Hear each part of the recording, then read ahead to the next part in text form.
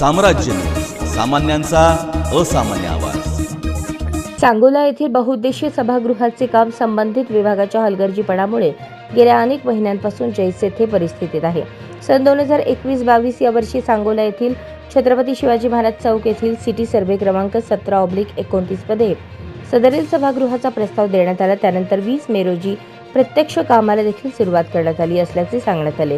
त्यानंतर ते काम काही तांत्रिक कारणांमुळे बंद करण्यात आले असून जमा असलेला निधी देखील परत करण्याच्या भीतीने सांगोल्याच्या वीरशैव समाजाकडून लाक्षणिक उपोषणाचा मार्ग स्वीकारला असून सदरील मागणी मान्य न झाल्यास तीव्र आंदोलन करण्याचा इशारा उपोषणकर्त्यांनी दिला आहे। या उपोषण स्थळी भाजपचे शहर उत्तरचे आमदार विजयकुमार देशमुख यांनीही भेट देत प्रश्न मार्गी लावण्यासाठी प्रयत्न करू असे सांगितले।